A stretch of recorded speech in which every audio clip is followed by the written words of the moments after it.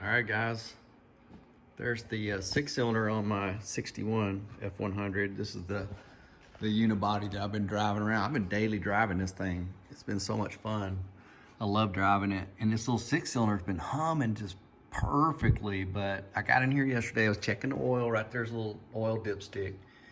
And I noticed some stuff running down the side of the block. You can see some little streams of either oil or water or something. And I kind of started looking a little closer, and let me see if I can get the camera in there. Right where the head meets the block is where it's leaking. Let's see if I can go up this way. It's kind of hard to see what my screen's showing y'all, but anyway, I think I could maybe even show it this way. All right, let's see if we can get, yeah, see that crack right there, and follow it down. And those little rundown streams are coming right out of the head gasket area. So what I'm thinking is I have a blown head gasket. Why? I don't know. I used ARP bolts that were for a 302 Boss engine. They were the same size. So all of these fasteners here on the head and the other sets inside the valve cover, you know, are really nice ARP fasteners. The thing that could have let go though is the actual threads in the block. So they were threading down into that block right there, and I noticed that the deck of the block was pretty thin underneath. Don't have a lot of threads on a few of those holes because of the rust, and that's the water jacket just right up underneath the deck there. And somebody had let it really rust in there, and you may remember some of the videos that I had where I had this head off and had sent it to the machine shop, and when I turned it up on its end, on the very back is another freeze plug, it just dumped out rust, even coming back from the machine shop after being reworked with hardened seats and stuff. So I knew there were some thin walls, and I've even bought antifreeze coming out of these bolts right here that hold the intake and exhaust manifold on, because the back of the hole that should be a blind hole, just, you know, metal all the way with no opening into the water jacket, the back end of it had rusted from the inside of the head and come through the hole. And so I had to put sealant on all these bolts right here the last time I put it all back together, just to keep the antifreeze from weeping down the threads and leaking out down the side of the motor. And I thought I had everything healed, but now it almost looks like I probably lost compression on one of those ARP bolts because of the threads probably gave way there in the middle of the engine somewhere. So now I've got a head gasket leak, and what that's caused is steam to be generated inside the motor and as I'm running, and then steam has to vent somewhere, so it's venting out this little vent on the oil cap. The underneath side of it completely coated with a kind of a cream. When that steam comes up through all that oil mist and it vents out, it collects on the bottom of this, and it looks like a very fine, you know, kind of cream, kind of that's oily. And then you can see here where it's been spitting out a little bit and getting on the side of my valve cover and running down. And then I noticed in this first top channel, let me block that light. It's hard to see, but I can get another shot of it right here. It's been coming out, falling down here and running off the back of the motor. So, yeah, it's been, it probably happened the last couple times I drove it to work, and I only check it like once a week for oil and water and everything else. So to kind of confirm that it's using up, you know,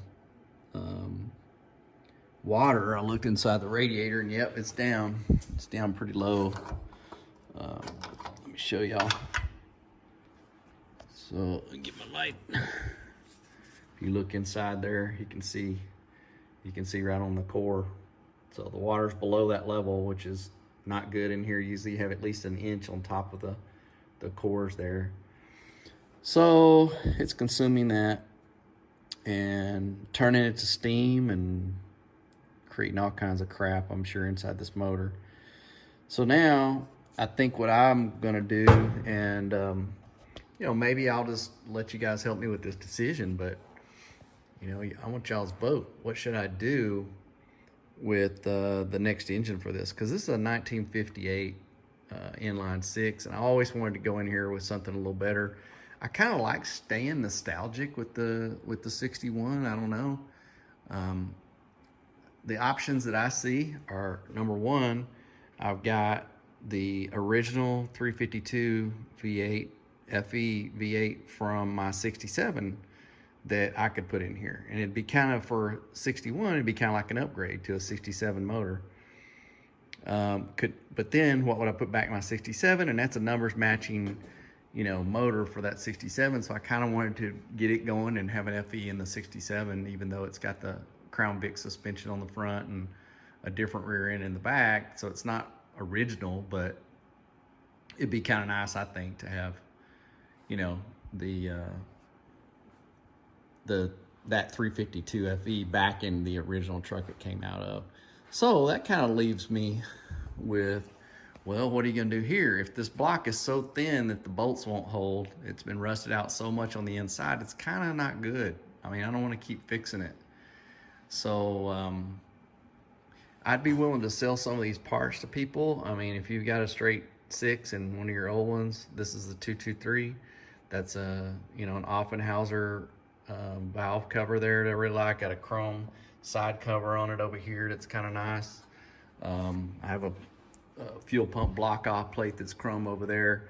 Then I've got this really nice Fenton 6 into 2 basically. So the front 3 go into one pipe and the back 3 exhaust go into the back pipe, and then I have true duals on this thing.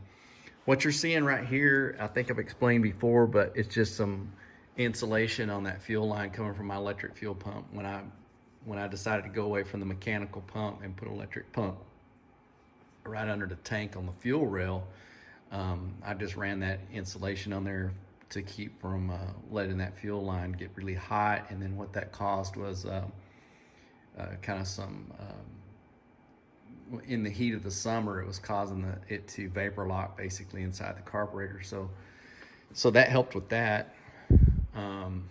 Yeah, so I don't know. Comment in the section below, man. Scroll down there and y'all let me know, what y'all think. Definitely won't put a Chevy motor in here. Just Ford guy, don't want to do that. Nothing against the Chevy, and the LS is really a great motor. I mean, the evolution of that V8 it's at its peak. Great motors, the LS stuff. But another option might be to get like a 351 out of a early 90s, late 80s F100 or F150 out of the junkyard and put that in here. That'd be cool, especially with that manifold that they had kind of curved over. That'd be a neat looking engine to drop in here, and it'd be, upgrading it 20 years or more, from a 61 to, well, probably 30 years to a 91, something like that. So that'd be neat. I want something that is an engine and a transmission all together, so I can just get it all off of one thing and not worry about mating something up, and then just hook it up, man. Keep rolling with this thing. Probably what I'm gonna do is go ahead and do my front suspension to a Mustang 2 format. Not necessarily gonna use, everything from one vendor, because you can build those with all the kind of parts that you want. But yeah, probably put some kind of Eaton True Track or something in my 9-inch back there and keep that Ford 9-inch hard to beat. Probably do a 4-link on the back. The reason I'm doing all this is I do want to lower it down some. I just want that nice little bit lower stance than I've got here naturally. It's a little gangly looking. This video right now is not really showing it good. You got to kind of stand back away from it, but a little too high for my taste and for a hot rod anyway. And that's kind of what I want to call this, even though it's not that fast. All right, guys, that's it for the update on the 61. Y'all let me know what I should do with this engine.